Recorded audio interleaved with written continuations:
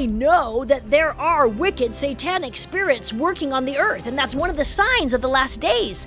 Whoever can kill Goliath, King Saul is going to give them the greatest riches. They'll give him his daughter in marriage, and his whole household can be exempt from taxes. David's phenomenal faith comes forward and he says, you come to me with a sword and a shield, and I come to you in the name of God. This passage has been misunderstood to communicate that a woman's presence was viewed as incompatible with the men's ritual of holiness. When Saul's own soldiers heard this command to go and take out the entire town, this priestly city, they refused. They would not raise a sword against the Lord's priests. 3 of her sons actually become military heroes under their uncle, King David. He's following this ancient pattern where the kings demonstrate their power by their large harems. Would you, as a widow now, like to become my wife? And listen to what she does. This is amazing. She bows down with her face on the ground and says, "Hello. Welcome back to Scripture Central. I'm Lynne Hilton Wilson, part of the team that wants to build enduring faith in Jesus Christ by illuminating and defending the Scriptures. And today, welcome back to the Old Testament. We're in 1 Samuel 17, all the way through 2 Samuel 7, and we're looking specifically at the handmaidens and the harems and the heroines, and we've got a lot of those today. We're going to look at the women who celebrate the conquering battles of King Saul and King David. We're going to look at the mother of David. We're going to look at the girls of Moab. We're going to look at a wonderful Abigail, again, briefly, and Heroine, the Jezreelite, David's wife, as well as David's sister, Zeruiah, the Witch of Endor. It's a fabulous section on these great women. We'll start out in chapter 17 of 1 Samuel. Do you remember Jesse has all these sons who are off at battle, and so he sends his youngest son David to take up some food and see how they're doing. And when he gets there, David hears this announcement from King Saul that whoever can kill Goliath, King Saul is going to give them the greatest riches. They'll give him his daughter in marriage, and his whole household can be exempt from taxes. Well, as you know, David has great faith, and as that Philistine giant comes down, it says 40 days. I don't know if that's literal or just meaning for a long period of time. But David's phenomenal faith comes forward and he says, you come to me with a sword and a shield, and I come to you in the name of God of Israel. And it's a beautiful experience for the Israelites. It's tragic for the Philistines. Their hero is slain and they depart. But after the battle is when the women come in. And this happens oftentimes after the battle, but it's not always written up in scriptures. But in this time, 1 Samuel 18, we learn about these celebrating women who are playing their instruments and singing, Saul has slain his thousands and David his tens of thousands. Well, this public honor of David's victory over Goliath did not go well with our jealous king. And this spontaneous celebration actually caused a lot of problems, unfortunately. And Saul's jealousy began with this murderous obsession of David. And the text describes how these honest women's praise of military achievements inadvertently really did trigger the king's descent, I think, into almost madness. And so David is usually on the run, but he's still doing the work of God. He's still an anointed king. And as part of this tour of David's mighty men that are traveling with him, sort of like rebels, they are hungry and they go to where the tabernacle is at Nob. Now, archaeologists don't know exactly where this is, but it's just probably close to north of Jerusalem, a few miles. And David's troop goes to visit the priest Ahimelech at the tabernacle. And, the priest says, I don't want to give you this food just in case your men have been with women. We've got to keep you ritually pure. Well, David says, no, when the men are with me, we are chaste. There is no harlotry or anything else going on here. Well, that was enough that the priest said, okay, you can have this bread. Now, this is a delicate spot here because his men desperately needed food. The priest really was reluctant to give them the holy bread just in case the men were not worthy to eat it. But even in the sacred tabernacle, this unleavened loaf had recently been replaced, probably with the fresh bread, and so these older loaves were given to David and his men. Now, they were still holy and they still required reverence. And so the King James Version adds that David's men of war had been sexually abstinent for 3 days. Now, that's not found in most translations, however, and it's not in some of the ancient Hebrew texts, so we really don't know what that period of time was. But this call for complete abstinence was very appropriate for the single men. Now, the married men, of course, if they've been away from their wives during the time of war, they are having abstinence. The problem is this passage has been misunderstood to communicate that a woman's presence was viewed as incompatible with the men's ritual of holiness. The law of Moses does not require that. However, even in legitimate marital relationships, Levitical purity of washing was required.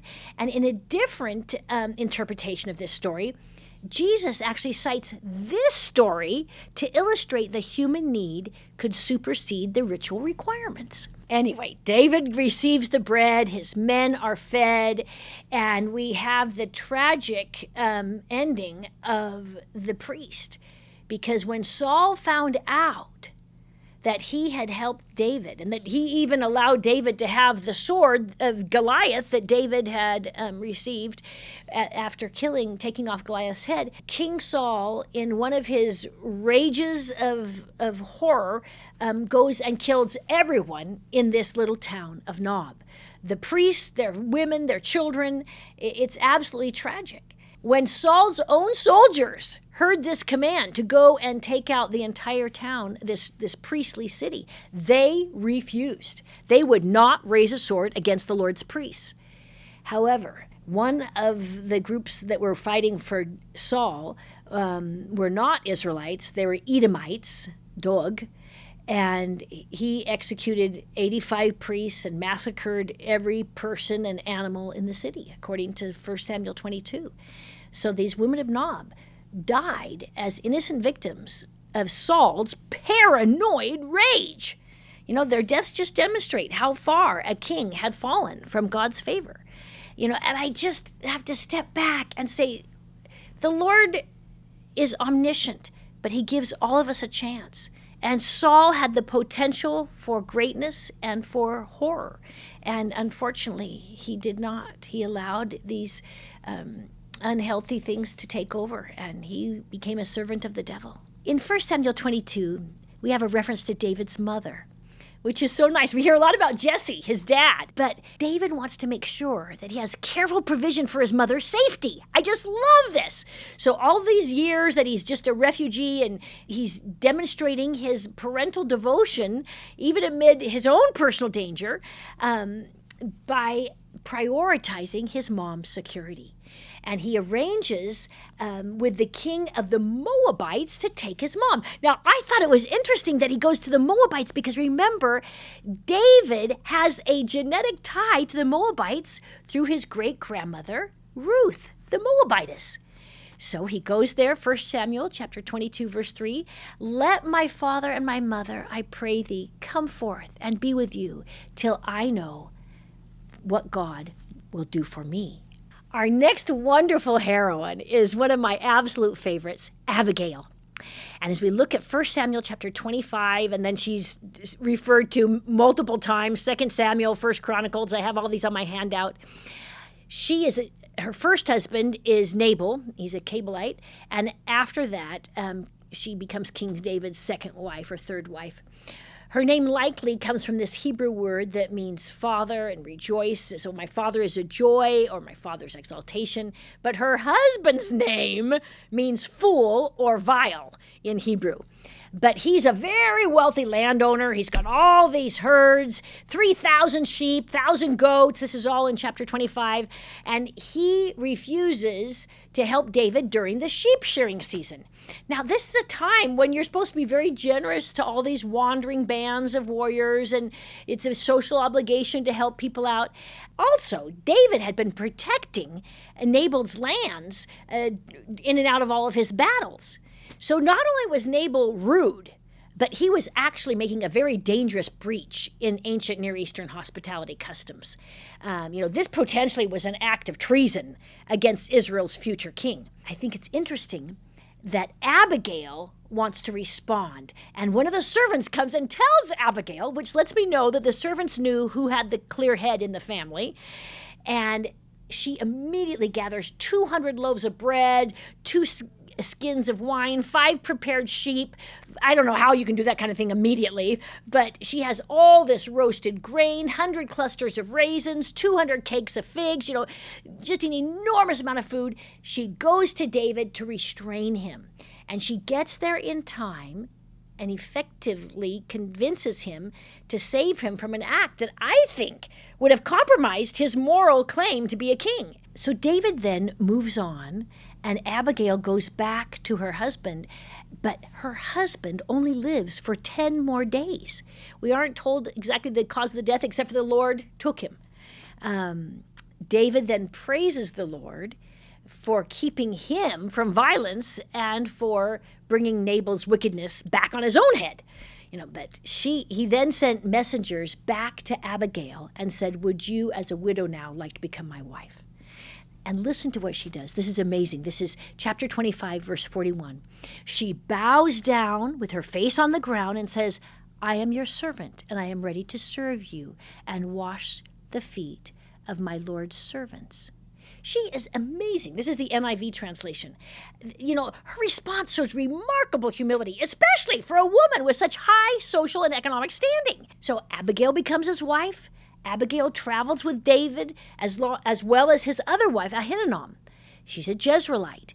Now, last week we learned about David as a young man marrying his teenage sweetheart, Michal, Saul's younger daughter. When David's gone around to battles, remember, Saul took her and gave her to somebody else.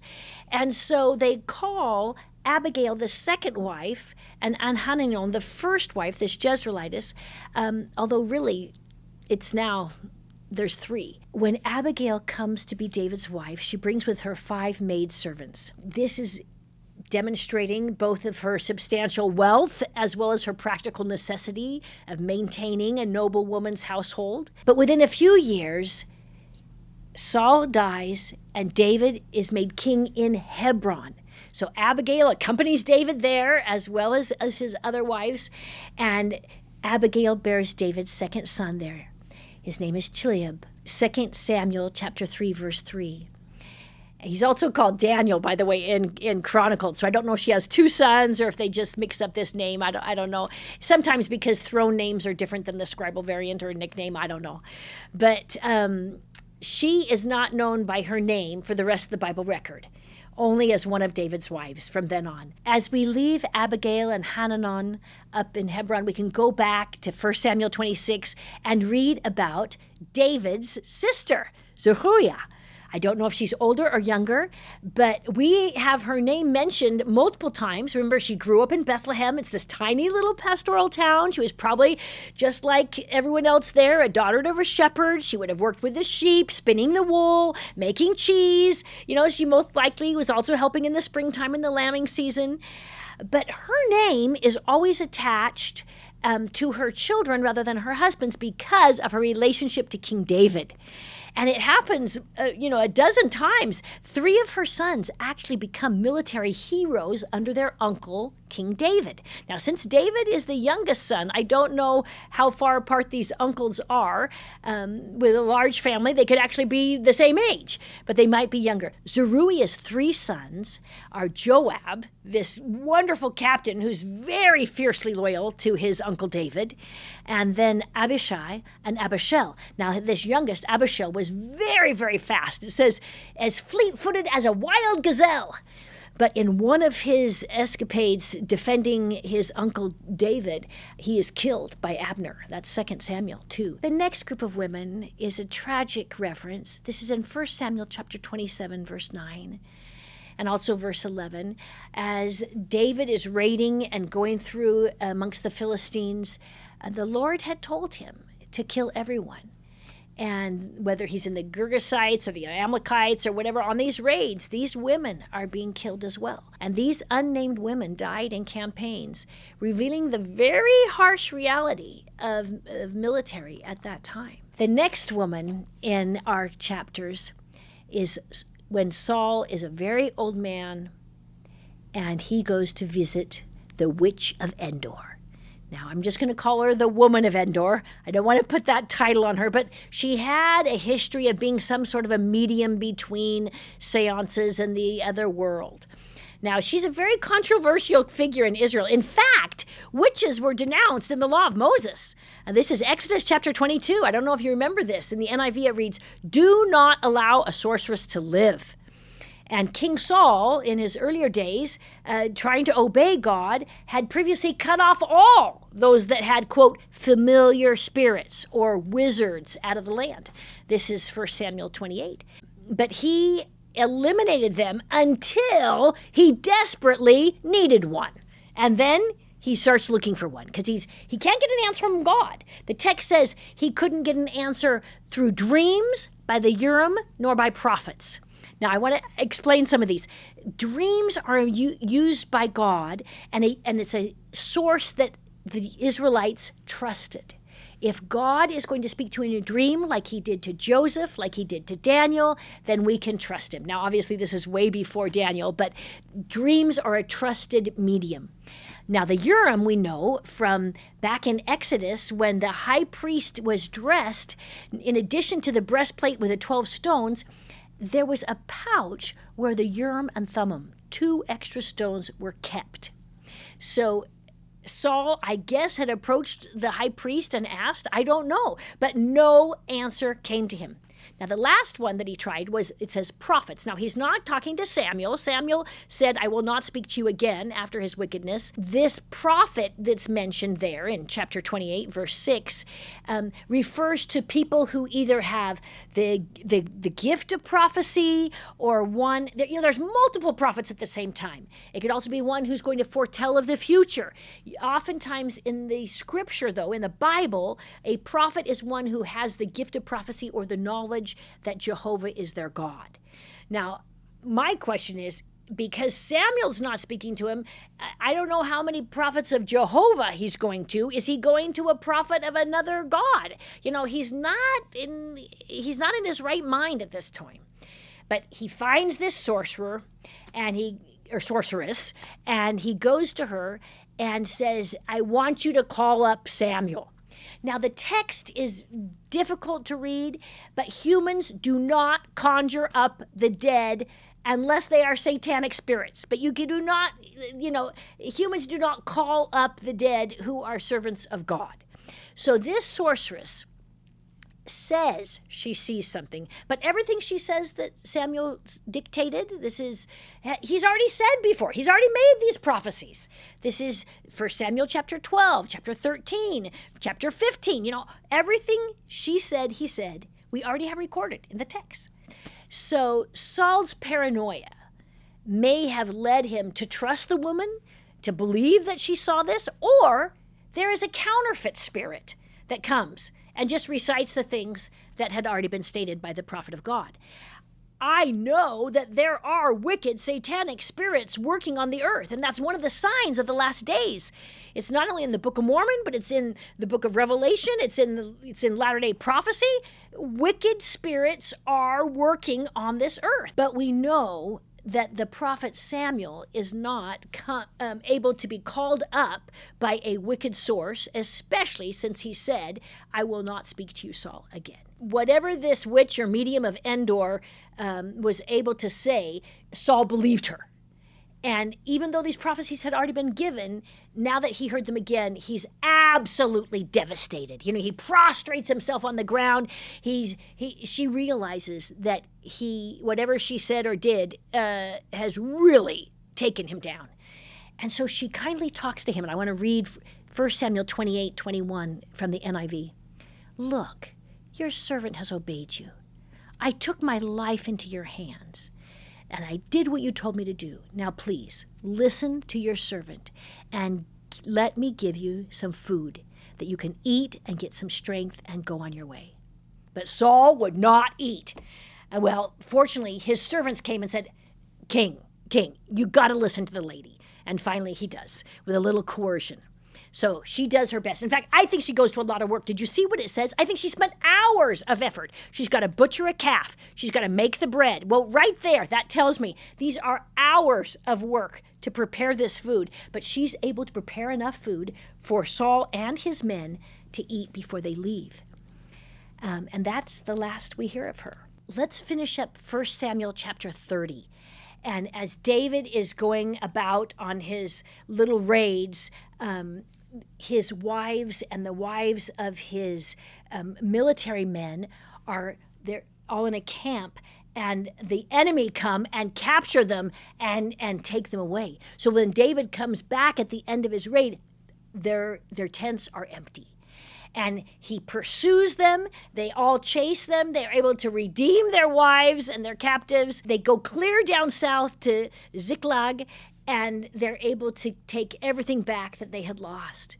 It was a great success, but these daughters of the Ziklags then are also taken, and these women are captive. When these Amalekites had made this capture, everyone, I really like the text. It says they were so worried about their women and their children that they wanted to join David on this, even though they were exhausted. Everyone was grieving their sons and daughters. I just feel like these family ties were important to them. Anyway, they pursue, they defeat, and it just reveals how deeply they valued their families' lives. Well, in 2 Samuel chapter 1, verse 24, we learn that Saul dies. And David calls upon all Israel's daughters to mourn for King Saul. So King Saul has been after him, trying to kill him for years. And his entire life has been at stake multiple times. And yet David's heart is so pure at this time that he says, we need to mourn for this last king. He's just amazing to me. Despite Saul's tragic end, David really honored him. His heart is so pure. He doesn't have malice and anger. And so this call to public mourning acknowledges the women's traditional role as chief mourners. And they are also called to mourn. Now in 2 Samuel chapter 4, when King Saul is killed and Jonathan, his son, is killed, the nurse who's watching over Jonathan's children is very worried that something's going to happen to these children who now when David comes in, they may be killed. She scoops up the little 5-year-old, and as she's running out, an accident happens and the poor boy becomes lame. I don't know if it's a compound fracture or what happened, but in her desperate attempt to save his life from this perceived danger, which was not a danger, I just think we can see her protective devotion to her young charge and her fear of this David that might eliminate Saul's remaining heirs. But her actions, I really feel, were driven by her loyalty and her instincts. Now, unfortunately, she inadvertently shaped this young man's life. And we'll learn a little bit more about him in 2 Samuel 9, when King David actually shows great kindness to Jonathan's seed for his sake. Let's continue on after the death of Saul.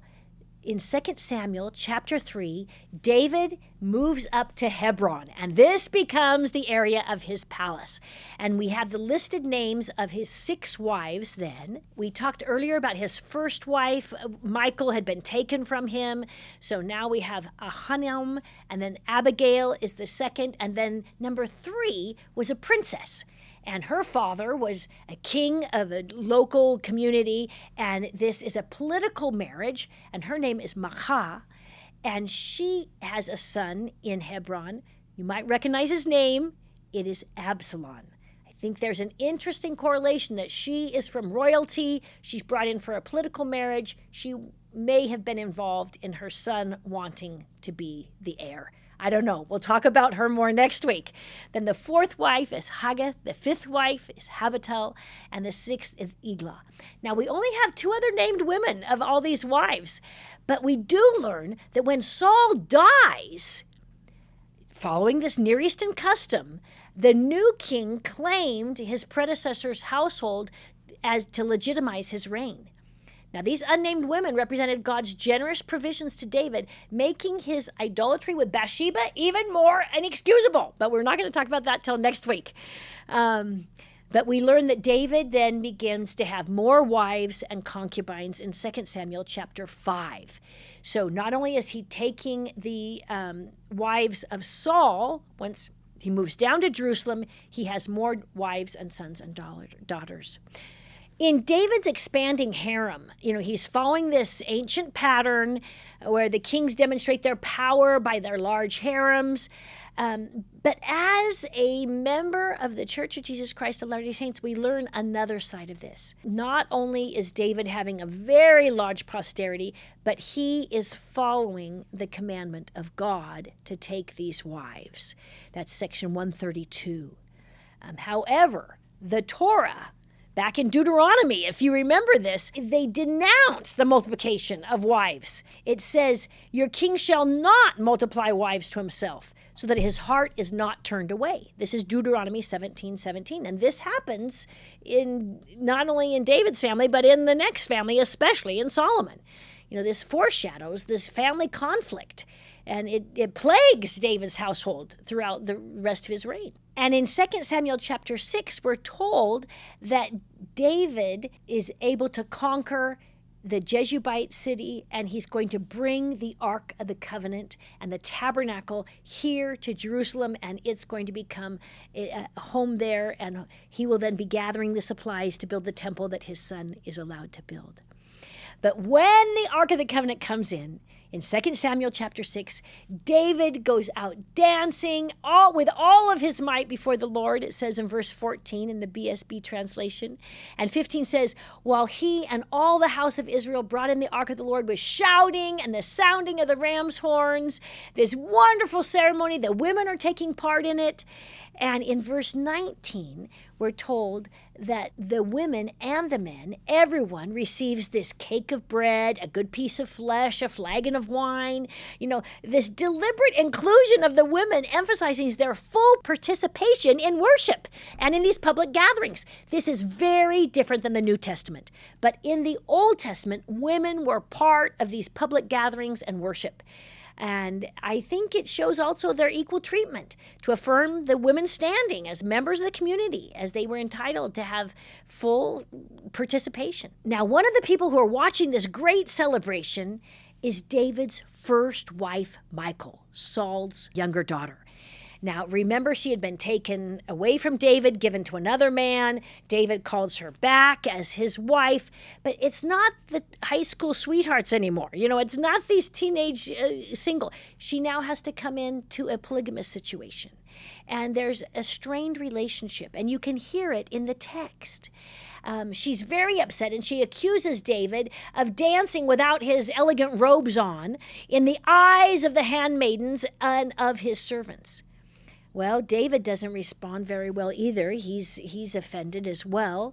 And he defended his inhibited worship by declaring that the servant women's would honor him for his humility before God. I just wonder if some of his words and her words against him sort of harbor some of the difficulty in their relationship now that it's not just one-on-one. But these are the handmaidens and the harem situation of our ending of 1 Samuel and beginning of 2 Samuel. And next week, we look at even more as we start looking at Bathsheba. So join us next week, and I hope that as you strive to understand these difficult stories in the Old Testament, you will call on the Lord, and that you can be drawn closer to your God and your Messiah, as these women had to in the ancient world. And I am so grateful for a God who is aware of everyone, even me and you.